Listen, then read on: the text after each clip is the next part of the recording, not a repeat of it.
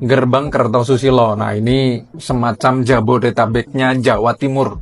Jadi di Jawa itu ada 3 pusat manufaktur. Pertama Jabodetabek, kemudian Gerbang Kertosusilo, kemudian Kedung Sepur di Jawa Tengah. Nah, kalau kita melihat sebenarnya potensi dari Gerbang Kertosusilo ini sangat tinggi karena nilai pertumbuhan ekonomi di wilayah Gerbang Kertosusilo itu lebih tinggi dibandingkan di Jabodetabek. Bisa mencapai sekitar 6,5% pertumbuhan ekonominya dibandingkan Jabodetabek yang hanya 6,2%. Dan bahkan skor ICOR atau Incremental Capital Output Ratio atau dipergunakan untuk mengukur efektivitas investasi itu lebih baik di Gerbang Kertosusilo. Skornya yaitu sekitar 3-5 atau lebih efektif dibandingkan dengan di Jabodetabek itu sekitar 4-6. Jabodetabek sendiri kontribusinya ke GDP nasional itu mungkin sekitar 25%. Memang besar dibandingkan dengan Gerbang Kertosusilo yang hanya sekitar 10%. Tapi agar negara bisa berkembang, dia harus melewati fase-fase yang awalnya dari sektor agraris beralih ke industri, lalu beralih ke sektor jasa. Meskipun Jabodetabek kontribusinya besar terhadap GDP sekitar 25%, tapi didominasi oleh sektor jasa. Sebaliknya, Gerbang Kertosusilo di Jawa Timur fokus di sektor industri. Nah, ini yang sangat penting karena tingkat penyerapan tenaga kerjanya juga sangat tinggi. Termasuk smelter Freeport juga adanya di Gresik.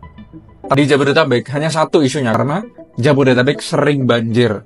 Inisiatif yang sekarang sedang dilakukan oleh Gubernur Jawa Barat KDM. Kalau sampai berhasil seharusnya bisa meningkatkan nilai ICOR dari Jabodetabek.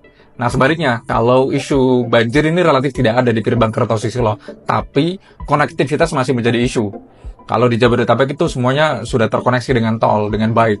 Nah, sedangkan kalau di Gerbang Kertosusilo ini baru ada dari Surabaya ke Mojokerto, kemudian tol dari Surabaya ke Sidoarjo. Tapi kalau untuk Bangkalan Surabaya itu belum ada. Lamongan ke Surabaya juga belum ada. Hingga beberapa wilayah seperti Lamongan itu masih relatif sangat tertinggal dibandingkan dengan daerah-daerah lain. Jadi Gerbang Kertosusilo ini terdiri dari beberapa wilayah. Gresik, Bangkalan, Mojokerto, Surabaya, Sidoarjo, dan Lamongan. Jadi terdiri dari 6 daerah yang dijadikan sebagai pusat manufaktur di Jawa Timur. Jadi kalau kita bisa mendorong industrialisasi, mendorong pusat-pusat manufaktur yang ada di Indonesia, terlebih di wilayah Jabodetabek, Gerbang Kertosusilo, Kedung Sepur, nah ini akan mampu mendorong ekonomi nasional. Nah, negara yang mau naik level harus merubah fokus sektornya dari yang awalnya agraris menuju ke sektor-sektor industrial, sektor-sektor manufaktur seperti yang dilakukan Malaysia.